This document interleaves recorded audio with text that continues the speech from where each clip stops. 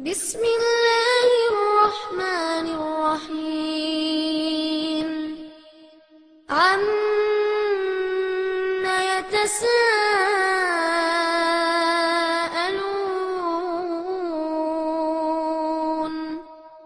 عن النبأ العظيم الذي هم فيه مختلفون كلا سيعلمون ثم كلا سيعلمون ألم نجعل الأرض مهادا والجبال أوتادا وخلقناكم أزواجا وجعلنا அஸ்ஸலாமு அலைக்கும் வரஹ்மத்துல்லாஹி வபரகாத்துஹு. கண்ணியத்திற்கும் பெருமதிப்பிற்கும் உரிய எல்லாம் வல்ல அல்லாஹ் ஜல்லஷானு தஆலா நல்லடியார்களே, அல்லாஹ் ரப்பல் ஆலமீன் நம்முடைய மார்க்கத்திலே மிக தெளிவாக ஒரு உத்தரவை கட்டளையை நமக்கு பிறப்பிக்கின்றான். அவன் எதை நமக்கு மார்க்கமாக வழங்கியிருக்கிறானோ, அவனால் தேர்வு செய்யப்பட்ட இறை தூதர் முஹம்மது நபி ஸல்லல்லாஹு அலைஹி வஸல்லம் அவர்களுடைய வழியாக நமக்கு எது நேர்வழி என்று தரப்பட்டிருக்கிறதோ, இந்த சத்தியத்தை, உண்மையை மிக தெளிவாக மக்களுக்கு எடுத்துச் சொல்லிவிட வேண்டும். எடுத்துச் சொல்லக்கூடிய பொறுப்பை அல்லாஹ் ரப்பல் ஆலமீன் ஒட்டுமொத்தமாக இந்த சமுதாயத்தின் மீது சுமத்தி இருக்கிறான். ஒரு காலகட்டம் இறை தூதர்கள், அந்த தூதர்கள் மாத்திரம் செய்து வந்த பணியை நபிகள் பெருமானார் ஸல்லல்லாஹு அலைஹி வஸல்லம் அவர்களுக்கு பின்னால் இனி தூதர்கள் வரப்போவது இல்லை என்கிற ஒரு விதியை அல்லாஹ் ஏற்படுத்தி வைத்திருப்பதின் காரணமாக அந்த தூதருடைய உம்மத்தாக இருக்கக்கூடிய இந்த சமுதாயத்தை எடுத்துச் சொல்லும் பணிக்கு அல்லாஹ் நம்மை தேர்வு செய்திருக்கிறான். நீங்கள் திருக்குரானில் கூட பார்க்கலாம். அல்லாஹ் சொல்லி காட்டுகிறான், குன்தும் ஹைர உம்மத்தின் உஹரிஜத்தில் இன்னாஸ், நீங்கள் மனித குலத்திற்காக தேர்வு செய்யப்பட்டிருக்கக்கூடிய சிறந்த சமுதாயமாக இருக்கிறீர்கள். எதனால சிறந்த சமுதாயம் என்று சொன்னால், தஅமுருன பில் மஅரூஃப் வ தன்ஹவுன அனில் முன்கர் வ துமினூன பில்லாஹ், நன்மையை நீங்கள் அவர்களுக்கு எடுத்து சொல்லுகிறீர்கள். இருக்கிறது இஸ்லாம் சொல்லி இருக்கக்கூடிய நன்மையை அவங்களுக்கு எடுத்து சொல்றீங்க. தீமையை விட்டு மக்களை தடுக்கிறீங்க. இஸ்லாம் தீமைகளை சொல்லுகிறது. இன்னென்ன தீமைகள் மனிதர்களுக்கு தகாது, அவர்களுக்கு அனுமதிக்கப்பட்டது இல்லை, அதை நீங்கள் தடுக்கிறீர்கள். அல்லாஹ்வை நீங்கள் நம்புகிறீர்கள். இதன் காரணமாக நீங்கள் சிறந்த சமுதாயம் என்று அல்லாஹ் சொல்லி காட்டுகிறான். அப்படி என்றால் இந்த சமுதாயத்தின் மீது, முஸ்லிம்களாக இருக்கக்கூடிய நம்மவர்கள் மீது அல்லாஹ் என்ன பொறுப்பை சுமத்தியிருக்கிறான் என்று சொன்னால், தூதர்கள் இந்த பணியை மக்களுக்கு எடுத்து சொன்னார்கள். அதே போன்று நீங்களும் மக்களுக்கு எடுத்து சொல்லுங்கள். எடுத்து சொல்லுகிற பொழுது எப்படி இருக்க வேண்டும் என்றால், முந்தைய வேதக்காரர்கள் என்ன தவறை செய்தார்களோ அது போன்று நாம் செய்துவிடக்கூடாது. முந்தைய வேதக்காரர்கள் என்ன செய்தார்கள்? உண்மையை அவர்கள் மறைத்தார்கள். அல்லாஹ்வுடைய தூதர் ஸல்லல்லாஹு அலைஹி வஸல்லம் அவர்கள் இறை தூதராக தேர்வு செய்யப்படுவதற்கு முன்பாக மதீனாவிலே வாழ்ந்த சமுதாயத்தில் பெரும்பான்மை சமுதாயமாக இருந்த யூத கிறிஸ்துவ சமுதாயம், அந்த மக்கள் எல்லாம், அந்த மக்களில் இருக்கக்கூடிய மத குருமார்கள் எல்லாம் இறைவனால் கொடுக்கப்பட்ட நேர்வழியை, உண்மையை மக்களுக்கு மறைத்தார்கள். அவர்களுக்கு கொடுக்கப்பட்ட வேதம் மிக தெளிவாக சொல்லியது, ஒரு தூதர் முகமது என்கிற பெயரில், அகமது என்கிற பெயரிலே இந்த சமுதாயத்திற்கு கொடுக்கப்படுவார். ஈசாவுக்கு பின், இயேசுவுக்கு பின் அவர் தூதராக அனுப்பப்படுவார். அந்த தூதரை நீங்கள் நம்பிக்கை கொள்ள வேண்டும். இது மிக தெளிவாக அல்லாஹ் தௌராத்திலும் இஞ்சிலிலும் அந்த சமுதாயத்திற்கு மிக தெளிவாக தெளிவுபடுத்தி இருந்தான். அந்த உண்மையை வேதம் பெற்றிருந்த அந்த வேத குருமார்கள் தங்களுடைய மக்களுக்கு, சமுதாய மக்களுக்கு உண்மையை வெளிப்படுத்தாமல் மறைத்தார்கள். இதை அல்லாஹ்வே திருக்குர்ஆன்ல சொல்லி காட்டுறான்.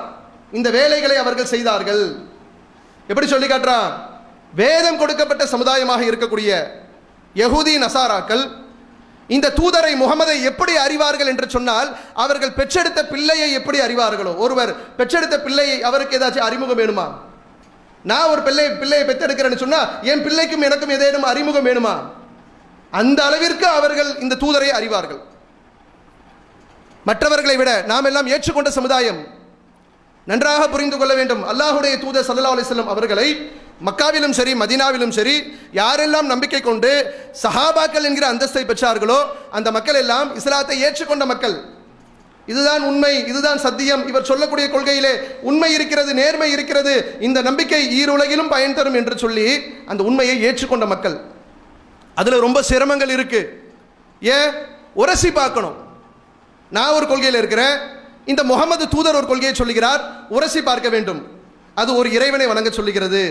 தூதராக இருந்து கொண்டு தன்னை வணங்க சொல்லவில்லை, கல்லை வணங்க சொல்லவில்லை, கற்பனைக்கு எட்டாத இறைவன் இல்லாத ஒரு பொருளை வணங்க சொல்லவில்லை.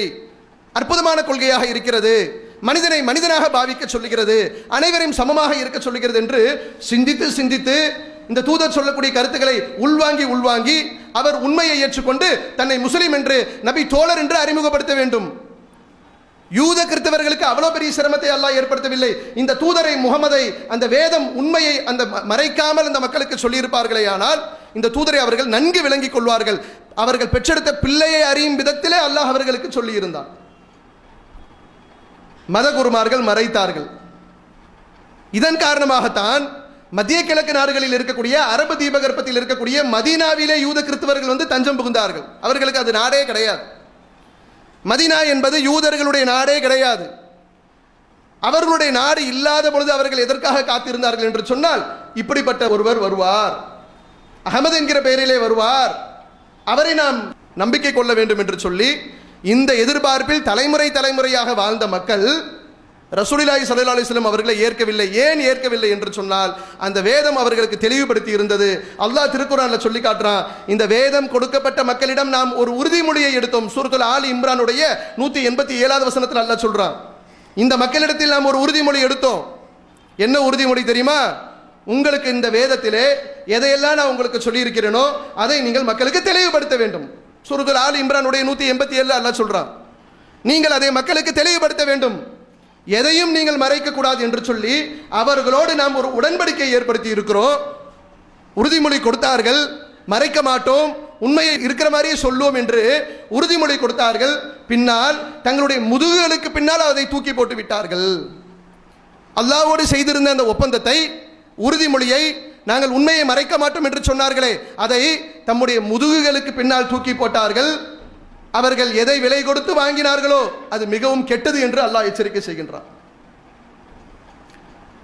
அப்படி அவர்கள் இந்த வேதம் கொடுக்கப்பட்டிருந்த வேதத்திலே சொல்லப்பட்டிருந்தது போன்று நபிகள் பெருமானார் ஸல்லல்லாஹு அலைஹி வஸல்லம் அவர்களை நம்முடைய தௌராத்தும் நம்முடைய இஞ்சியிலும் இந்த முகமதுக்காகத்தான் காத்திருக்க சொன்னது என்கிற உண்மையை அவர்கள் சொல்லி இருப்பார்களே ஆனால் இன்னைக்கு எத்தனை பில்லியன் கணக்கில் வேதம் கொடுக்கப்பட்டவர்கள் என்று சொல்லி முக்கடவுள் கொள்கையிலே இருக்கிறார்களே, எந்த தூதர் ஈசா அலைஹிஸ்ஸலாம் அவர்கள் தன்னை இறைவன் இல்லை என்று சொன்னார்களோ, மரியமுடைய மகனுக்கு பிறந்திருக்கக்கூடிய நான் ஒரு அற்புதமாக இறைவனால் படைக்கப்பட்டேன் என்று சொன்னார்களோ, என்னை நீங்கள் கடவுள் என்று சொல்லிவிடாதீர்கள் என்று சொன்னார்களோ, அப்படிப்பட்ட இறை தூதரை இறைவனாக வணங்கக்கூடிய கோடான கோடி மக்கள் உருவாகி இருப்பதற்கு என்ன காரணம் என்று சொன்னால், அன்று அவர்கள் மறைத்தார்கள், உண்மையை மக்களுக்கு தெளிவுபடுத்தவில்லை. இன்னைக்கு நிலைமை என்னவென்று சொன்னால், ஒரு தூதரை இறைவனாக வணங்கக்கூடிய அளவிற்கு ஒரு பெரும் சமுதாயம் வளர்ந்து நிற்கிறது. அதனால் அல்லாஹ் நமக்கு என்ன சொல்றான்னு கேட்டா, இந்த நிலை உங்களுக்கு வரக்கூடாது. நபிகள் பெருமானார் ஸல்லல்லாஹு அலைஹி வஸல்லம் அவர்களுக்கு அல்லாஹ் உத்தரவு போடுகிறான். திருக்குர்ஆன்ல 15வது அத்தியாயத்தினுடைய 94வது வசனத்தில் அல்லாஹ் சொல்றான், ஃபஸ்தா பிமா துமர், உமக்கு கட்டளையிடப்பட்டதை தயவு தாட்சியமின்றி எடுத்து சொல்லுங்கள். வாரில் அனில் முஷ்ரிக்கின், இணை கற்பிக்கக்கூடிய மக்களை நீங்கள் அலட்சியப்படுத்துங்கள். நீங்கள் உண்மையை சொல்லுகிற பொழுது பல நெருக்கடிகளுக்கு நீங்கள் ஆளாகுவீர்கள், பல பிரச்சனைகளுக்கு நீங்கள் ஆளாகுவீர்கள், பல்வேறு விதமான துன்பங்களுக்கு சிரமங்களுக்கு நீங்கள் ஆளாக்கப்படுவீர்கள். என்ன நிலைமை ஏற்பட்டாலும் சரி, அதுல உங்களுக்கு காம்ப்ரமைஸ் கிடையாது. இது உங்களுடைய மார்க்கம் அல்ல, இந்த மார்க்கத்திற்கு சொந்தக்காரன் அல்லாஹ் ரப்பல் ஆலமீன்.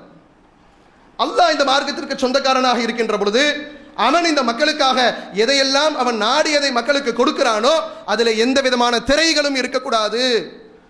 உண்மையான மார்க்கம் என்பது மக்களுக்கு சென்றடைய வேண்டும் என்று அல்லாஹ் இந்த உத்தரவை நமக்கு போட்டிருக்கிறான். இந்த உத்தரவு போடப்பட்டிருக்கக்கூடிய இந்த சமுதாயம், இஸ்லாமிய சமுதாயம், உண்மையாக அல்லாஹ்வுடைய வசனங்களுக்கு கட்டுப்பட்டு கீழ்ப்படிந்து இந்த மார்க்கத்திலே நமக்கு தெளிவுபடுத்தப்பட்டிருக்கக்கூடிய விஷயங்களை மக்களுக்கு மறைக்காமல் உண்மையை அப்படியே கொண்டு போய் சேர்ப்பிக்கிறார்களா என்று நாம் பார்த்தோமேயானால் என்ன நிலைமை? சமுதாயத்தில் உண்மையான மார்க்கம் மக்களுக்கு சென்றடையவில்லை. ஒரு முஹல்லா என்று சொன்னால் ஒரு பள்ளிவாசல், அதில் இருக்கக்கூடிய ஒரு மார்க்க அறிஞர், அவர் மீது அல்லாஹ் எவ்வளவு பெரிய பொறுப்பை கொடுத்திருக்கிறான் என்று சொன்னால், சமுதாயத்தில் எவ்வளவு பெரிய நம்பிக்கையை ஏற்படுத்தியிருக்கிறான் என்று சொன்னால், அவர் நின்று மக்களுக்கு மத்தியிலே பேசக்கூடிய பேச்சுக்கள் அத்தனையுமே அவர்கள் வேத வார்த்தைகளாக பார்க்கிறார்கள். அசர்த்து சொல்லிட்டா அதுல எந்த விதமான காம்ப்ரமைஸும் இல்லை. அவர் கரெக்டா சொல்லுவார், எதையும் மறைக்க மாட்டார் என்று சொல்லி அந்த பகுதியில் வாழக்கூடிய மக்கள் ஒரு பள்ளி வாசலிலே எப்படி நம்பிக்கை வைக்கிறார்கள் என்று சொன்னால், ஒரு இமாம் சொல்லக்கூடிய கருத்தில் எந்த விதமான பொய்களும் இருக்காது, உண்மை மாத்திரம்தான் இருக்கும். சொல்லுவதை எல்லாம் தலையாட்டி கேட்பார்கள். எந்த விதமான தர்க்கமும் செய்ய மாட்டார்கள், எந்த விதமான எதிர்கேள்விகளும் கேட்க மாட்டார்கள். அவர் ஒரு உத்தரவு போட்டு விட்டால் தவறுதலாக ஏதேனும் வார்த்தைகளை அவர் தவறுதலாக மக்களுக்கு மத்தியிலே சொல்லிவிட்டால் கூட அசர்த்து சொல்லிட்டா சரியா இருக்கும் என்று நம்பக்கூடிய அளவுக்கு மக்களுக்கு மத்தியிலே நம்பிக்கை. இப்படிப்பட்ட நம்பிக்கை மக்கள் வைத்திருக்கக்கூடிய நேரத்திலே மார்க்க அறிஞர்கள் எப்படி மக்களை பயன்படுத்தினார்கள் என்று சொன்னால், அல்லாஹ்வை மட்டும் வணங்க வேண்டும் என்று சொல்ல வேண்டிய இந்த சத்திய இஸ்லாத்திலே இறந்து போனவர்களை வணங்கலாம், வணங்க வேண்டும், அவுலியாக்கள் இல்லாமல், பெரியார்கள் இல்லாமல், மகான்களுடைய ஆசீர்வாதம் இல்லாமல் உங்களுக்கு ஜன்னத்து சொர்க்கம் இல்லை என்று மக்களுக்கு மத்தியிலே பேசினார்கள். அஜ்மீருக்கு சென்று வாருங்கள். ஏன் அஜ்மீருக்கு செல்ல வேண்டும் தெரியுமா? நீங்கள் ஹஜ் செய்த நன்மையை பெற முடியும் என்று சொன்னார்கள். இப்ராஹிம் அலைஹிஸ்ஸலாம் அவருடைய கரங்களால் புனர் நிர்மாணம் செய்யப்பட்ட காபத்துல்லாவும் இறந்தவர்களுக்காக அடக்கத்தலத்தை ஏற்படுத்தாதீர்கள் என்கிற உத்தரவுக்கு மாற்றமாக கட்டப்பட்டிருக்கக்கூடிய ஒரு கட்டிடமும் சம அந்தஸ்திலே வந்து வைக்கப்பட்டது. யாரால் வைக்கப்பட்டது என்று சொன்னால், இவர்கள் மக்களுக்கு மார்க்கத்தை சொன்னார்கள், மார்க்கம் என்கிற பெயரிலே சொன்னார்கள், மக்கள் எல்லாம் நம்பினார்கள். அந்த நம்பிக்கையை அவர்கள் பாழாக்கினார்கள், உண்மையை மறைத்தார்கள். இறந்து போனவர்களுக்கு சமாதிகளை, அந்த சமாதிகளுக்கு அலங்காரங்கள் செய்யப்பட்டு அங்கு வணக்க வழிபாடு நடத்தப்படுகிறது என்று சொன்னால், இணை வைப்பு காரியங்களை இஸ்லாமியர்கள் முஸ்லீம்கள் செய்து கொண்டிருக்கிறார்கள் என்றால், இவை யாவும் எதனால் ஏற்படுகிறது என்று சொன்னால், வேதத்திலே சொல்லப்பட்டிருக்கக்கூடிய உண்மை அவர்களுக்கு மறைக்கப்படுகிறது. இது செய்யக்கூடாது, அல்லாஹுக்கு பிடிக்காது. அல்லாஹ் எவ்வளவு பெரிய ரோஷக்காரன் என்று சொன்னால், அவனிடத்தில் பிரார்த்தனை செய்கின்ற பொழுது கூட, யா அல்லாஹ் நீ நாடினால் என் பாவத்தை மன்னி, அந்த வார்த்தை கூட அல்லாஹ் ஏற்றுக்க மாட்டான். அல்லாஹ்விடம் பிரார்த்தனை செய்கின்ற பொழுது தவக்கல் இருக்க வேண்டும். வ அலல்லாஹி ஃபல்யதவக்கலில் முஃமினீன், இறை நம்பிக்கை கொண்டவர்கள் எப்படிப்பட்டவர்கள் என்று சொன்னால், படைத்தவனை முழுமையாக சார்ந்து இருக்க வேண்டும். அதான் இறை நம்பிக்கை. நான் ஒரு ஈமான் உள்ளவன் என்று சொன்னால் என் ஈமான் எப்படி இருக்க வேண்டும்? என்னை படைத்தவனை நான் முழுமையாக சார்ந்த நிலையில் என்னுடைய நம்பிக்கை இருக்க வேண்டும். அப்படி இருக்கல, அதான் அல்லாஹ் சொல்றான், நாடினால் மன்னித்து விடு என்றால் என்னப்பா அர்த்தம்? என்ன நினைப்புல பிரார்த்தனை செய்யற? கேட்கறது அல்லாஹ்விடத்துல, கையேந்துவது அல்லாஹ் இடத்துல. யா அல்லாஹ் நீ நாடினால் மன்னிச்சிரு. இது தவக்கல் இல்லைன்ற அல்லாஹ். தவக்கல் எப்படி இருக்க வேண்டும் என்று சொன்னால், உன்னை விட்டால் என்னை எவன் மன்னிப்பான்? அந்த அதிகாரத்தை நீ தானே கையில வச்சிருக்கிற. லில்லாஹி முல்கு ஸமாவாதி வல் அர்ல், அனைத்து வானங்கள் பூமி அனைத்தினுடைய அதிகாரம் உன் கட்டுப்பாட்டிற்கே இருக்கிறது. யா அல்லாஹ் நீ மன்னிக்கணும், உனது கருணை பார்வை எங்கள் மீது விழ வேண்டும், இந்த உலகத்திலும் மறு உலகத்திலும் எங்களுக்கு நன்மை ஏற்பட வேண்டும் என்று சொன்னால், உன்னுடைய அருள் இல்லாமல், உனது பாக்கியம் இல்லாமல் எங்களுக்கு எதுவும் ஏற்படாது என்று சொல்லி இப்படித்தான் பிரார்த்தனை செய்ய வேண்டும். நாடினால் என்று அங்க ஒரு கமா போடுவதை கூட அல்லாஹ் ஏற்றுக்கொள்ளவில்லை என்று சொன்னால், சாஷ்டாங்கமா போய் விழுகிறாரு. 80 அடி 90 அடி நீல தர்கா, என்னைக்கு இவ்வளவு நீளத்தில் மனிதர்கள் இருந்தார்கள், இப்படிப்பட்டவர்கள் அடக்கம் செய்யப்பட்டு அங்கு பிரார்த்தனை செய்யப்படுகிறது, வழிபாடு செய்யப்படுகிறது என்று சொன்னால் மக்களுக்கு உண்மை மறைக்கப்பட்டிருக்கிறது. முன்னால் வேதம் கொடுக்கப்பட்டவர்கள், அந்த மத குருமார்கள் எப்படி மக்களை ஏமாற்றினார்களோ அதே போன்ற ஒரு காரியம் இன்று நம்முடைய சமுதாயத்திலே நடைபெற்றுக் கொண்டிருக்கிறது. மக்கள் நம்புகிறார்கள். நம்ம வீட்டு வாசல்ல ஒரு கொடியை ஏற்றி விட்டோம் என்று சொன்னால், பச்சை நிற பட்டொலி வீசி பறக்கக்கூடிய ஒரு கொடி பறந்து விட்டது என்று சொன்னால், எனது வீட்டிலே அருள் பொழியும் என்று ஒருத்தர் நம்புறாரு. அந்த கொடிக்கும் அந்த கொடி மரத்திற்கும் என்ன சக்தி இருக்கிறது? சிந்திக்கிறது இல்லையே. தர்காக்களிலே ஒரு வாழைப்பழம் கொடுக்கப்படுகிறது, ஒரு எலுமிச்சை பழம் கொடுக்கப்படுகிறது, அதை வாங்கிட்டு வந்துட்டு வீட்டில் பத்திரப்படுத்துகிறார். எப்படி பத்திரப்படுத்துறாரு? அதில் சக்தி இருக்கிறது, புனிதம் இருக்கிறது. அது நம்முடைய வீட்டிலே இருக்கும் வரையிலும் அது உலர்ந்து போய்விட்டது, காய்ந்து போய்விட்டது, அது அதனுடைய தன்மையை கூட இழந்து விட்டது. வீட்டில் இருக்கணும் பரக்கத்து நம்புறார். என்ன தவக்கல் இருக்கு? மக்களிடம் சொன்னோமா? கயிறு கட்டுவது இணை வைத்தல், கொடிமரத்தை வணங்குவது இணை வைத்தல் என்று மக்களுக்கு சொன்னோமா? சொல்லவில்லை.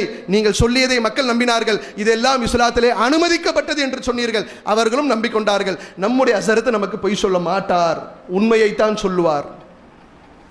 முந்தைய வேதக்காரர்கள் செய்த அதே தவறை, அதே பிழையை இன்னைக்கு சில மார்க்க அறிஞர்கள் மக்களுக்கு மத்தியிலே செய்கின்ற பொழுது இது போன்ற நிலைமை ஏற்படுகிறது. ஏகத்துவத்தை கடைபிடிக்க வேண்டிய ஒரு முஸ்லீம் அதற்கு எதிரான நம்பிக்கைக்கு போய்விட்டார். ஒரு தூதரை அல்லாஹ் அனுப்பியிருக்கிறான். எதற்காக அனுப்பினா? ஒவ்வொரு காலகட்டத்திலும் ஒவ்வொரு தூதர்கள் அந்த மக்களை சீர்திருத்தம் செய்வதற்காக, நல்வழிப்படுத்துவதற்காக. அந்த ஒரு தூதருக்கு எப்படிப்பட்ட சிறப்பு என்று சொன்னால், நேரடியாக இறைவனிடம் அவர்களுக்கு வஹி செய்தி பெறுவார்கள். அதில் எத்தனை மகான்கள் இருந்தாலும், எத்தனை புனிதர்கள் இருந்தாலும், தூதருக்கு இருக்கக்கூடிய அந்தஸ்தை எவருமே பெற முடியாது. இதான் முஹம்மது ரசூலுல்லாஹ். அந்த முஹம்மது அவர்களை நாம் ரசூல் என்று நம்புகிறோம் என்று சொன்னால் இந்த அர்த்தம் அதில் இருக்க வேண்டும். தூதருக்குத்தான் வஹி வரும், வஹியை பெற்றுத்தான் நேர்வழியை நமக்கு சொல்ல முடியும். வஹி என்பது இறைவன் புறத்திலிருந்து தூதருக்கு கிடைக்க பெறக்கூடிய ஒரு பெரிய அருள், அற்புதம். அப்படின்னு நம்பணும். அப்படின்னு நம்பக்கூடிய நேரத்தில் தூதரை தவிர வேறு எவரையும் பின்பற்ற முடியாது. ஏற்றுக்கொண்டிருக்கக்கூடிய நம்பிக்கை என்னன்னு சொன்னா, லா இலாஹா இல்லல்லாஹ் முஹம்மது ரசூலுல்லாஹ், அல்லாஹ் முடிச்சிட்டான், அதற்கு பிறகு கமா கிடையாது, அதற்கு பிறகு நம்பிக்கை கொள்வதற்கு வேறு எதுவும் கிடையாது. தூதரை பின்பற்ற வேண்டும் என்று சொன்னால் ஒரு தூதர், ஒரு வழி. வ அன்ன ஹாதா சிராத்தி முஸ்தகிம், குர்ஆன் தெளிவுபடுத்துகிறது, இதுவே எனது நேரான வழி. ஃபத்தபிஉ, அதையே நீங்கள் பின்பற்றுங்கள். வலா தத்தபிஉ சுபல, பல வழிகளை நீங்கள் தேர்ந்தெடுக்காதீர்கள். என்ன உங்களுக்கு சொல்லப்படுது? 4 வழிகள் இஸ்லாத்தில் இருக்கிறது என்று சொல்லப்படுகிறது. குர்ஆன் மக்களுக்கு உண்மையை சொல்லுகிறது. வ அன்ன ஹாதா சிராத்தி முஸ்தகிம், இந்த தூதருக்கு எதை அல்லாஹ் நேர்வழி என்று கொடுத்தானோ அந்த ஒரு வழி மட்டும்தான் உங்களுக்கு கொடுக்கப்பட்ட பாதை. அப்புறம் எப்படி 4 வழிகள் வரும்? எப்படி 4 மத்ஹபுகள் வரும்?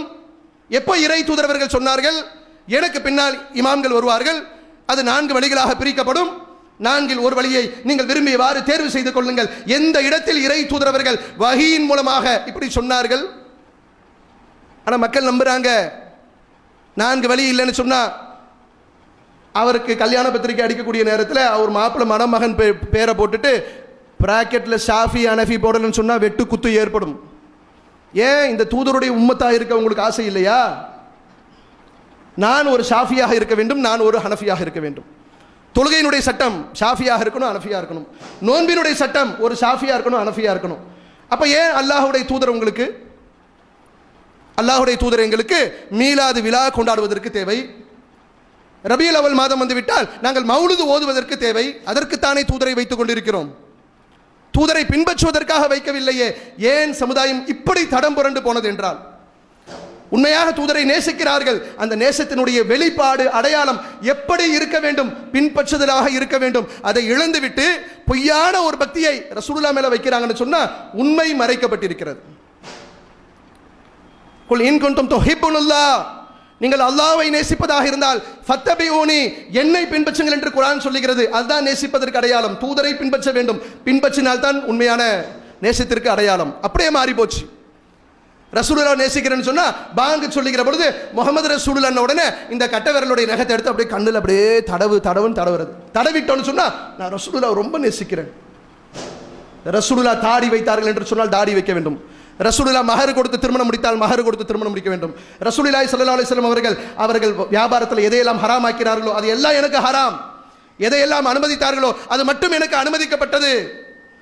ரசூலுல்லாஹ் எதை நமக்கு கொடுத்தார்களோ அதை பெற்றுக்கொள்வதும், எதை தடுத்தார்களோ அதை விட்டு விலகிக் கொள்வதும், இதுதான் உண்மையான நேசத்திற்குரிய அடையாளம். அடையாளத்தை காணமே, முஸ்லிம்களிடம் அந்த அடையாளத்தை காண முடியலையே. அப்படி மாற்றமான காரியங்கள் எல்லாம் முஸ்லிம்களுக்கு மத்தியிலே இருக்கிறது. என்ன காரணம் என்று சொன்னால் உண்மையை அவர்கள் மறைத்து விட்டார்கள். என்ன நிலைமை? ஷிர்கை ஒழிப்பதற்கு ஒரு மாநாடு. எல்லா தூதர்களும் எந்த அஜெண்டாவுக்காக அனுப்பப்பட்டார்களோ, எல்லா நபிமார்களும் அந்த சமூகத்திலே ஏக இறைவனை படைத்தவனை விட்டுவிட்டு மக்கள் தடம் புரண்டு கற்பனை தெய்வங்களையும் கற்களையும் மரங்களையும் முன்னோர்கள் காட்டி தந்த சில பொய்யான நம்பிக்கைகளையும் தெய்வம் என்று வணங்கக்கூடிய நேரத்தில் இறை தூதர்கள் வந்தார்கள், சுத்தப்படுத்தினார்கள், தண்ணீரை எடுத்து ஊற்றி விட்டார்கள். போ, எல்லா அசுத்தமும் அதை செய்தார்கள். ஷிர்க்குக்கு எதிராகத்தான் எல்லா நபிமார்களும் அனுப்பப்பட்டார்கள். இதை ஒரு முஸ்லிமாக இருந்து கொண்டு நாம் செய்கின்ற பொழுது கடுமையான எதிர்ப்பை காட்டுகிறார்கள். ஷிர்க ஒழிக்கிறதா முஸ்லிம்? அப்ப எதை ஒழிக்க? நான் படைக்கப்பட்டிருக்கிறேன், அல்லாஹ் சொல்லி காட்டுகிறான், அவனை வணங்குவதற்கு தான் இந்த மனிதனை நாம் படைத்தோம் என்று சொல்லி காட்டுகிறான். ஒமா ஹலத்துல் ஜின்ன வல் இன்ஸ இல்லா லியஅபுதூன். வேற காரணத்திற்கு நான் படைக்கப்படலையே. நான் படைக்கப்பட்டது என் இறைவனை பெருமைப்படுத்துவதற்காக. நான் இந்த பூமியிலே இறை நம்பிக்கையாளராக இருப்பது என் நம்பிக்கையை மக்களுக்கு அடையாளப்படுத்துவதற்காக. அதுக்கு ஒரு மாநாடு நடத்தினா, மாநாடு நடத்துறாங்க, ஷிர்க ஒழிக்க போகிறாங்கன்னு சொல்லிட்டு முஸ்லீம் அல்லாத மக்கள் கிட்ட போய் தஞ்சம் புகிறார்கள். பாருங்க, உங்க சிலைகளை உடைப்பதற்காக ஒரு மாநாடா? அனுமதிக்கலாமா நீங்க? யாரு? ஒருவர் தன்னை முஸ்லீம் என்று சொல்லுகிறார், மார்க்க அறிஞர் என்று சொல்லுகிறார், மக்களுக்கு உண்மையை தெளிவுபடுத்த வேண்டிய பொறுப்பில் இருக்கிறார். அவர் இறைவனுக்கு எதிரான ஒரு காரியத்தை செய்கிறார். இணை கற்பிக்கக்கூடிய மக்களுக்கிட்ட போயிட்டு உங்களுடைய தெய்வங்களுக்கு எதிராக செய்கிறார்கள், விட்டு வைக்கலாமா இவர்களை என்று அவர்கள் கூட்டு சேருகிறார்கள் என்றால் யார்? அந்த அளவுக்கெல்லாம் மக்களிடம் இது மாதிரியான செயல்பாடுகள் இருக்கிறது. அப்ப என்னன்னு கேட்டா, உண்மையை சொல்லுகிற பொழுது இணை வைத்தலுக்கு எதிராக ஒரு காரியத்தை கையில் எடுக்கக்கூடிய நேரத்தில் கூட அதை சகித்துக் கொள்ள முடியாமல் மக்களுக்கு உண்மை போய்விடக்கூடாது என்று தடுக்கக்கூடிய நிலைமையிலே இருக்கின்ற பொழுது என்ன மாதிரி விளைவுகளை இந்த ஏகத்துவ சொந்தங்கள் சந்திக்க வேண்டிய நிலைமை இருக்குன்னு சொன்னா, இது வஹாபிச தீவிரவாதம் என்று பேசக்கூடிய நிலைமை போயிருச்சு. மாநாடு நடத்தி முடிச்சுட்டா பிரபலமான ஊடகங்கள், தொலைக்காட்சி ஊடகங்கள், பத்திரிகைகள் பொறுத்துக் கொள்ள முடியாமல், இஸ்லாமிய சமூகம் இவ்வளவு பெரிய நெட்வொர்க்கா இருக்கிறதா, இவர்கள் ஒரு கொள்கையின் அடிப்படையில் இப்படி நெருங்கி வருவதா? விடக்கூடாது. இது வஹாபிச தீவிரவாதம், ரொம்ப ஆபத்தானது, ISIS-ஓடு தொடர்புடையது, அல் கைதாவோடு தொடர்புடையது என்று சொல்லி 30 ஆண்டு காலம் இந்த சமூகத்திலே மனித நேயத்தை விதைத்து இறை தூதர் காட்டி தந்த வழிமுறையிலே மக்களை வார்த்தெடுத்திருக்கக்கூடிய ஒரு கூட்டத்தை பார்த்து தீவிரவாதம் என்று சொல்லுகிறார்கள் என்றால் என்ன நிலைமை? நீ உண்மையை மறைச்சிருக்கிற. எழுதக்கூடியவர்கள் என்ன எழுதுறாங்க? 2 முஸ்லிம்கள் இருக்கிறார்கள், ஒன்று ஓர் இறை கொள்கை, ஒரே கொள்கை, ஒரே கலாச்சாரம், ஒரே வழி, ஒரே மார்க்கம் என்று பேசக்கூடிய கூட்டம். இது ரொம்ப ஆபத்தான கூட்டம்னு நம்மள சொல்றோம். எழுதும்போது நம்மள ஆபத்தான கூட்டமா? இன்னொரு சமூகம் இருக்கிறது, மிதவாதிகள், அற்புதமான கொள்கைக்கு சொந்தக்காரர்கள், அவர்கள் பழமைவாதிகள், முன்னோர்களை அப்படியே பின்பற்றக்கூடியவர்கள், சூஃபியசத்தை அப்படியே தூக்கி பிடிக்கக்கூடியவர்கள், அத்வைத கொள்கை அவரிடத்திலே அற்புதமாக இருக்கிறது, எல்லா கடவுளையும் சமமாக பாவிக்கக்கூடியவர்கள். கோயிலில் சேர் வந்துருச்சுன்னா அந்த சேறு சகதிகளை எல்லாம் அழகா தண்ணி ஊற்றி துப்புரப்படுத்தி அங்கே வணக்கங்கள் நடைபெறுவதற்கு, பூஜை புனஸ்காரங்கள் நடைபெறுவதற்கு உறுதுணையாக இருக்கக்கூடிய ஒரு அற்புதமான ஒரு இஸ்லாமிய சமூகம் இருக்கிறது. அந்த சமூகம் எவ்வளவு அழகா இருக்கு. இந்த சமூகத்தை பாருங்கள், அல்லாஹ்வை மட்டும் வணங்க வேண்டும் என்று சொல்கிறார்கள். அவனுக்கு இந்த சிந்தனை ஏன் வந்தது? எப்படி அவனால எழுத முடிஞ்சது? முஸ்லிம்களை எப்படி இரண்டாக அவனால பிரிக்க முடிஞ்சது? அப்ப நீங்க லா இலாஹ இல்லல்லாஹ் முஹம்மது ரசூலுல்லாஹ் போட்டுட்டீங்களா? உங்களுக்கு அந்த நம்பிக்கை இல்லையா? துணிச்சலாக ஒருத்தர் எழுதுகிறார், இதை துண்டு பிரசுரம் எடுத்து எல்லா பள்ளிவாசலையும் சுன்னத் ஜமாத் இதுதான் எதிர்பார்த்துட்டு இருந்தோம். நாங்கள் சொன்னோம், பள்ளிவாசலில் சுன்னத் ஜமாத் இமாம் சொன்னோம், கேட்கல. ஒரு அற்புதமாக ஒரு எழுத்தாளர் சொல்லிவிட்டார், இந்தாங்க மக்களை படியுங்கள். என்ன? லா இலாஹ இல்லல்லாஹ் என்று சொல்லக்கூடியவர்கள் தீவிரவாதிகள். எல்லாம் சரி, எல்லா வணக்க தலங்களையும் சுத்தப்படுத்த வேண்டும், அலங்கரிக்க வேண்டும், அங்கே போயிட்டு வழிபாடு செய்ய வேண்டும், இதுதான் அற்புதமான கூட்டம் என்று ஒருத்தர் எழுதினா அதை ஆதரித்து துண்டு பிரசுரம் கொடுக்குற அளவுக்கு நிலைமை போகுதுன்னா எந்த அளவிற்கு நீங்கள் உண்மையை மறைத்திருக்கிறீர்கள்? மற்றவர்கள் நம்ம என்ன புரிஞ்சு வச்சிருக்கிறாங்க? தர்கா வழிபாடு, மௌலுது ஊர்வலம், மீலாது ஊர்வலம், கத்தம் ஃபாத்திகா, ஆடல் பாடல் கூத்துகள், இது முஸ்லிம்களோடு இணைந்திருக்க வேண்டும். அப்படி இணைந்திருக்கும் காலம் எல்லாம் உண்மையான இஸ்லாம் மக்களுக்கு போகாது, தடுத்து நிறுத்தப்படும். எல்லாம் ஒன்றுக்குள்ள ஒன்று மாதிரி தெரியணும். அங்கே ஒரு கோயில் ஊர்வலம் போகக்கூடிய நேரத்தில், இங்கே சந்தனக்கூடு ஊர்வலம் போகக்கூடிய நேரத்தில் ரெண்டுக்கும் வித்தியாசம் இருக்கக்கூடாது. இதை பார்த்து விட்டு ரெண்டும் ஒன்றா தான் இருக்கு, ஏன் இஸ்லாத்தின் பக்கம் போக வேண்டும் என்று சொல்லி முஸ்லீம் அல்லாத ஒருத்தர் தடுத்து நிறுத்தப்பட வேண்டும் என்று ரொம்ப தெளிவாக பிற சமூக மக்களுக்கு கொண்டு போய் சேர்த்திருக்கீங்களே. அதனுடைய விளைவு தானே அப்படி எழுத முடியுது. அந்த மாநாட்டில் யாராச்சும் தீவிரவாதத்தை பற்றி பேசினோமா? இல்லை 30 ஆண்டு கால வரலாறில் நாம் என்னைக்காவது பேசியிருக்கிறோமா? ஆனால் அவர் எழுதுகிறார், பேசுகிறார், ஊடகத்தின் வழியாக இப்படி ஒரு செய்தி சொல்லப்படுகிறது என்று சொன்னால் நீங்கள் உண்மையை மறைத்து விட்டீர்கள். அதனுடைய விளைவு அல்லாஹ் எச்சரிக்கை செய்கிறான். என் அருமை ஆலிம் பெருமக்களே, திருக்குரானிலே அல்லாஹ் சொல்லி காட்டுகிறான், சூரத்துல் பக்ரால, இன்னல்லதீன யக்துமூன மா அன்ஸல்னா மினல் பையினாத்தி வல் ஹுதா மின் பாதி மா பையனாஹு லின்னாஸி ஃபில் கிதாப் உலாயிக யல்அன்ஹுமுல்லாஹு வயல் அனுகுமுல்லாயினூன். அல்லாஹ் சொல்லி காட்டுகிறான், வேதத்திலே மக்களுக்காக நாம் தெளிவுபடுத்திய பின்னர், தெளிவுபடுத்தப்பட்ட ஒரு வேதத்தை கொடுத்திருக்கிறோம். நாம் வேதத்தில் தெளிவுபடுத்திய பின்னர் நாம் அருளிய இந்த நேர்வழியையும் நம்முடைய சான்றுகளையும் எவர்கள் மறைக்கின்றார்களோ உலாயிக யல்அன்ஹுமுல்லாஹு, அவர்களை அல்லாஹ் சபிக்கிறான். சபிப்பதற்கு தகுதியானவர்களும் சபிக்கின்றார்கள் என்று திருக்குர்ஆன் எச்சரிக்கை செய்கிறது. அல்லாஹ்வுடைய கடும் கோபத்தை நீங்கள் பாருங்கள். அல்லாஹ்வால பொறுத்துக் கொள்ள முடியல. அல்லாஹ்வுடைய கோபமும் அவனுடைய எச்சரிக்கையும் எந்த அளவுக்கு இருக்குன்னு பாருங்க. இந்த மார்க்கம் மக்களுக்கு சென்றடைய வேண்டும். இதில் எந்த விதமான குறுக்கீடும் இருக்கக்கூடாது, பொய்கள் கலந்து விடக்கூடாது, உண்மை இருக்க வேண்டும். ஜா அல் ஹக் வஸஹகல் பாத்தில், உண்மை வந்து விட்டது, பொய் அழிந்து விட்டது. இன்னல் பாத்தில கான ஸஹூகா, பொய் அழியக்கூடியதாக இருக்கிறது.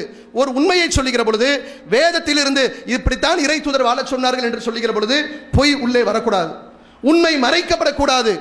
அல்லாஹ் சொல்லி காட்டுகிறான், நீங்கள் மறைப்பீர்கள் என்று சொன்னால் அல்லாஹ்வுடைய சாபம் உங்களுக்கு உண்டு. சபிப்பதற்கு தகுதியானவர்கள் மலக்குமார்கள், அது போன்றவருடைய சாபம் உங்களுக்கு உண்டு என்று அல்லாஹ் எச்சரிக்கை செய்கின்றான். இப்படிப்பட்ட எச்சரிக்கை இருக்கின்றதை அறிந்து கொண்டும் இந்த உண்மைகளையும் மறைத்துவிட்டு, இது போன்ற வசனங்களையும் மக்களுக்கு மறைத்துவிட்டு, பொய்யான செய்திகளை மக்களுக்கு சொல்லி, பொய்யான ஒரு வழிமுறையை மக்களுக்கு உண்டு பண்ணி, பரிசுத்தமான இந்த இஸ்லாத்தை விட்டும் மக்களை தடுத்து வைத்திருக்கிறீர்கள். முந்தைய வேதக்காரர்கள் செய்த அதே தவறை நாமும் செய்து கொண்டிருக்கிறோம். என் அருமை மார்க்க அறிஞர்கள் அதை பற்றி சிந்திக்க வேண்டும். அல்லாஹ் உங்களுக்கு சொல்லி காட்டுறான், யார் மக்களுக்கு உண்மையை மறைத்தார்களோ அவர்கள் தங்களுடைய மரணத்திற்கு முன்பாக எதையெல்லாம் மறைத்தார்களோ அதை மக்களுக்கு அவர்கள் தெளிவுபடுத்த வேண்டும்.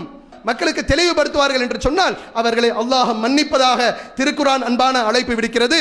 எவைகள் எல்லாம் மறைக்கப்பட்டதோ, எவைகள் எல்லாம் வேதத்திற்கு மாற்றமாக மக்களுக்கு நடைமுறைப்படுத்தப்பட்டதோ, எவைகள் எல்லாம் இந்த உத்தம தூதர் அவருடைய வழிமுறைக்கு மாற்றமாக மக்களுக்கு மத்தியிலே நடைமுறைப்படுத்தப்படுகிறதோ அந்த பொய்களை மக்களுக்கு மத்தியிலே அம்பலப்படுத்துங்கள், உண்மையை மக்களுக்கு எடுத்துச் சொல்லுங்கள். ஏகத்துவத்தை எடுத்துச் சொல்லக்கூடிய இந்த தௌஹீது கூட்டத்தோடு நீங்களும் ஒன்றிணையுங்கள் என்று கேட்டு எனது முதல் உரையை நிறைவு செய்கின்றேன். அல்ஹம்துலில்லாஹி ரப்பில் ஆலமீன். அன்பார்ந்த சகோதரர்களே, ஊடகத்திலே கடந்த ஒரு வார காலமாக மிகவும் பரபரப்பாக பேசப்படுகின்ற ஒரு செய்தி, டெல்லியில் இருக்கக்கூடிய ஜவஹர்லால் நேரு பல்கலைக்கழகத்தில் அஃசல் குரு இறந்து போன தூக்கிலிடப்பட்ட அநியாயமான முறையிலே சட்டத்திற்கு விரோதமாக தூக்கில் போடப்பட்ட அஃசல் குருவுக்கு நினைவு தினம் கொண்டாடுவதற்காக அந்த பல்கலைக்கழக மாணவர்கள் ஏற்பாடு செய்கிறார்கள். அந்த நிகழ்ச்சியிலே தேச விரோதமான கோஷங்கள் போடப்பட்டது, இந்திய இறையாண்மைக்கு எதிராக அதிலே முழக்கங்கள் எழுப்பப்பட்டது என்று சொல்லி அந்த பல்கலைக்கழகத்தினுடைய மாணவ அமைப்பினுடைய தலைவர் கன்ஹையா குமார் என்பவரை தேச நிந்தனை செடிஷன் கேஸ், இந்த தேச விரோதமாக அவர் நடந்து கொண்டார் என்று சொல்லி தேச துரோக வழக்கு அவர் மீது பதிவு செய்யப்பட்டிருக்கிறது. அவர் கைது செய்யப்பட்டிருக்கிறார். இந்த சம்பவம் நடைபெற்றதற்கு பிறகு மிக கடுமையான முறையிலே மாணவர்களுக்கு மத்தியிலே கொந்தளிப்பு ஏற்பட்டு அந்த பல்கலைக்கழகம், ஜவஹர்லால் நேரு பல்கலைக்கழகமாக இருக்கட்டும், இன்னும் வடமாநிலங்களில் இருக்கக்கூடிய ஏராளமான பல்கலைக்கழகங்களிலே மாணவ அமைப்புகள் எல்லாம் ஒன்று கூடி இந்த அக்கிரமத்திற்கு எதிராக கடுமையான போராட்டங்களை நடத்தி வருகிறார்கள். தேசத்திற்கு விரோதமாக ஒருவர் கோஷம் போடுவார் என்று சொன்னால் அதை ஆதரித்து மாணவர்கள் போராட்டம் நடத்துகிறாங்களா? தேச விரோதமாக ஒருத்தர் முழங்குவார் என்று சொன்னால் அதை ஏற்றுக்கொள்ள முடியுமா, அதை நியாயப்படுத்த முடியுமா என்கிற ஒரு கேள்வி மக்களுக்கு மத்தியிலே வரும். ஆனால் இதற்கு பின்னால் எது போன்ற தந்திரங்கள் எல்லாம் ஒளிந்திருக்கிறது என்றால், பாஜக, சங் பரிவார, ஆர்எஸ்எஸ் போன்ற சக்திகள் இவர்களுடைய நீண்ட நெடுகால திட்டங்களில் இந்த தேசத்திலே சிறுபான்மை மக்கள், தலித்து மக்கள் அவர்கள் இங்கு நசுக்கப்பட வேண்டும், மக்கள் பார்த்து கொண்டிருக்கக்கூடிய நேரத்திலே அவர்களுக்கு எதிராக கலவரங்கள் வெடிக்க வேண்டும், கொல்லப்பட வேண்டும், ஆனால் அனுதாபங்கள் வரக்கூடாது என்பதிலே மிக தெளிவான திட்டங்களில் அவர்கள் ஈடுபடக்கூடியவர்கள். கொஞ்சம் யோசனை பண்ணி பாருங்க, முசாஃபர் நகரில் யூபியில் ஏராளமான மக்கள், பல்லாயிரக்கணக்கான மக்கள் அங்கு முஸ்லிம்கள் கொல்லப்பட்டார்கள். கலவரம் வெடித்தது. ஜாட்டின மக்களை அங்கே வந்து தூண்டிவிட்டு முஸ்லிம்களுக்கு எதிராக கலவரத்தை நடத்தினார்கள். பல்லாயிரக்கணக்கான மக்கள் அகதிகளாக சொந்த ஊரை விட்டு வெளியேறினார்கள். அகதிகள் முகாம்களிலே நிமோனியா போன்ற பல்வேறு காய்ச்சலின் காரணமாக, கடும் குளிரின் காரணமாக 50க்கும் மேற்பட்ட பச்சிளம் குழந்தைகள், முஸ்லிம் குழந்தைகள் மரணம் அடைந்தது, இறந்து போனன. ஆனால் எங்கேயுமே அனுதாபம் இல்லை. ஏன்னு கேட்டால், முஸ்லிம்கள் என்றால் பயங்கரவாதி, முஸ்லீம் என்றால் தீவிரவாதி, இவர்கள் நாட்டை பிளக்கக்கூடியவர்கள், ஏற்கனவே நாட்டை துண்டாடியவர்கள், கடந்த காலங்களிலே கோயிலை இடித்தவர்கள், இப்படின்னு நம்ம மேலே பொய்யான வரலாறுகள் பதிக்கப்பட்டு நமக்கு எதிராக செய்யப்படுகின்ற எந்த அக்கிரமும் மக்களுக்கு மத்தியில் அனுதாபத்தை ஏற்படுத்தாது. அதே போன்று தலித்துக்கு எதிராக இந்த திட்டங்கள் எல்லாம் சங் பரிவாரத்தினுடைய திட்டங்கள். அவர்கள் எப்படி செயல்படுத்துவார்கள் என்று சொன்னால், பெண்களுக்கு என்று ஒரு அமைப்பு வைப்பாங்க, இளைஞர்களுக்கு என்று ஒரு அமைப்பு வைப்பாங்க, முதியோர்களுக்கு என்று ஒரு பிரிவு வச்சிருப்பாங்க. பல குழுக்கள், பல பிரிவுகள், பல பெயரில் செயல்படும். அதில் மாணவர்களுக்குள்ளே ஊடுருவி இருக்கக்கூடிய விஷம் எதுவென்று சொன்னால் ஏபிவிபி என்று சொல்லப்படக்கூடிய இந்துத்துவா சக்தியினுடைய மாணவ அமைப்பு. சமீபத்திலே ரோஹித் என்கிற மாணவன் தற்கொலை செய்து கொண்டான். ஒரு தலித் மாணவன் தற்கொலை செய்து கொண்டான். கடுமையான சர்ச்சை. பாஜக இருக்கக்கூடிய முக்கியமான ஒரு அமைச்சர், இணை அமைச்சர், 2 பேரும் அந்த தற்கொலையிலே சம்பந்தப்பட்டவர்கள் என்று சொல்லி பெரும் பிரச்சனை வெடித்துக் கொண்டிருக்கிறது. அவர்கள் பதவி நீக்கம் செய்யப்படுவார்களா? எந்த அளவுக்குன்னா அந்த 2 அமைச்சருடைய பதவியும் பறிக்கப்படக்கூடிய அளவுக்கு நிலைமை ரொம்ப சீரியஸாக போகக்கூடிய நேரத்தில் அதை அப்படியே அமர்த்தி விட்டு அப்சல் குரு மேட்ரு உயர்ந்துருச்சு. அப்சல் குரு எப்படிப்பட்டவன் தெரியுமா? பாராளுமன்ற தாக்குதலில் ஈடுபட்டவன். அவனை ஆதரித்து ஒரு நினைவு கூட்டம் என்று சொல்லி ஒரு தீவிரவாதியை ஆதரித்து ஒரு கூட்டமா என்று மக்களுக்கு மத்தியிலே இதுவும் ஒரு தீவிரவாத கூட்டம், எனவே இவன் தேச விரோதமான வழக்கிலே கைது செய்யப்பட வேண்டும் என்கிற மாதிரியான ஒரு மாயையை ஏற்படுத்துகிறார்கள். இந்த மாணவ அமைப்பு தொடர்ச்சியாக சிறுபான்மை மக்களுக்கு எதிராக, தலித்து மக்களுக்கு எதிராக பல்வேறு விதமான சதி செயல்களில் ஈடுபடுகிறார்கள். அதில் ஒன்று சமீபத்தில் நடைபெற்ற அந்த மாணவனுடைய தற்கொலை, மற்றொன்று இப்பொழுது போடப்பட்டிருக்கக்கூடிய இந்த கன்ஹையா குமாருடைய வழக்கு. என்ன நிலைமைன்னு கேட்டால், சில ஊடகங்கள் உண்மையை வெளிப்படுத்துது. அந்த கோஷத்தை அவர்கள் போடவில்லை, கன்ஹையா குமார் போடவில்லை, அவர் முழங்கி மாணவர்கள் யாரும் பின்மொழியவில்லை. வெளியில் இருந்த ஒரு கூட்டம் அந்த கோஷத்தை போடுகிறார்கள். இந்திய தேசத்திற்கு எதிராக, பாகிஸ்தானுக்கு ஆதரவாக வெளியில் இருந்து ஒரு கூட்டம் போட்டது என்று சொல்லி ரவுண்டு பண்ணி வீடியோவில் சில ஊடகத்தில் காட்டுறாங்க. சில மணி நேரங்களில் அந்த காட்சிகள் எல்லாம் தூக்கப்படுது. செஞ்சதெல்லாம் இவர்களே செய்திருக்கிறார்கள் என்று சொல்லி தமிழ் ஊடகங்கள் தினசரி நாளிதழில் கூட இணையதளத்திலே போடப்பட்டது. அவர்களே செய்கிறார்கள். இந்த தேசத்திற்கு எதிரான வேலைகளை இவர்கள் செய்தது போன்ற ஒரு பொய்யான தோற்றத்தை ஏற்படுத்தி வழக்குகளை போட்டு இப்போ பெரும் நெருக்கடியை ஏற்படுத்தியிருக்கிறாங்க. கடுமையான சர்ச்சை நாட்டிலே ஓடிக்கொண்டிருக்கிறது. என்னன்னு கேட்டால், இவர் மீது போடப்பட்டிருக்கிறது பொய்யான வழக்கு என்று சொல்லி மக்களுக்கு மத்தியிலே பரவுது. அநியாயமான முறையிலே, அக்கிரமமான முறையிலே கருத்து சொல்லக்கூடியவர்கள், பாஜகவுக்கு எதிராக பேசக்கூடியவர்கள் அத்தனை பேரும் நசுக்கப்படுகிறார்கள் என்கிற ஒரு கருத்து அப்படி உருவாகக்கூடிய நேரத்தில் இப்போ தடுமாற்றத்தோடு இருக்கு அரசு. இன்னொரு பக்கம் பார்த்தா அவருக்கு பெயில் கிடைக்குமா கிடைக்காதா, உச்சநீதிமன்றம் இன்னைக்கு மறுத்திருக்கு. பெயிலை நாங்கள் எடுக்க முடியாது, அங்கே இருக்கக்கூடிய நீதிமன்றம் தான் எடுக்கணும் என்று சொல்லி உத்தரவு போட்டிருக்கு. உடனடியாக அவருடைய பெயில் விசாரிக்கப்பட வேண்டும் என்று சொல்லி உத்தரவு போட்டிருக்கு. என்ன முடிவாகும் என்று தெரியல. ஆனால் சதி வலைகள் பின்னப்பட்டு கொண்டே இருக்கிறது. சிறுபான்மை மக்களுக்கு எதிராக, தலித்து மக்களுக்கு எதிராக கடுமையான சதி வலைகளை பின்னி இந்த நாட்டை இந்து நாடாக ஆக்க வேண்டும் என்கிற அந்த தீவிரவாத செயல்களில் அவர்கள் ஈடுபடுகிறார்கள். அதில் இது போன்ற அமைப்புகளை எல்லாம் பயன்படுத்துகிறார்கள். இந்த அமைப்புக்கு இன்னும் யாரெல்லாம் இலக்காக போகிறார்கள் என்று தெரியவில்லை. இதை கட்டுப்படுத்த வேண்டிய அரசு அதை ஆதரிக்கக்கூடியவர்களாக அவர்கள் பெற்றெடுத்த பிள்ளையாக இருக்கின்ற பொழுது ஒன்றும் செய்ய போறதில்லை. அப்ப நம்மை பாதுகாக்க நம் இறைவனை போதுமானவனாக இருக்கிறான். இன்னும் சமுதாயத்திற்கு போதிய விழிப்புகள் தேவைப்படுது. நாம யார் என்னன்னு இனங்காணாமலே இருக்கிறோம். இது போன்ற சக்திகளுடைய விஷமத்தனத்தை கூட தெரியாமல் இருக்கிறோம். இப்படிப்பட்டவர்கள் தான் நம்மளை வஹாபிச தீவிரவாதி என்று சொல்லுகிறார்கள் என்பதை கூட புரிந்து கொள்ளாமல் சில முஸ்லிம்கள் அதை ஆதரித்து செயல்படக்கூடிய நிலைமை இருக்கிறது. இதை சமுதாயம் உணர வேண்டும், விழிப்போடு இருக்க வேண்டும். சமுதாயத்தினுடைய பாதுகாப்பு என்பதும் நம் மீது சுமத்தப்பட்ட கடமை என்பதை உணர்ந்து செயல்பட வேண்டும் என்று கேட்டு நிறைவு செய்கின்றேன். வாஹிர் தவானா அல்ஹம்துலில்லாஹி ரப்பில் ஆலமீன். அஸ்ஸலாமு அலைக்கும் வரஹ்மத்துல்லாஹ்.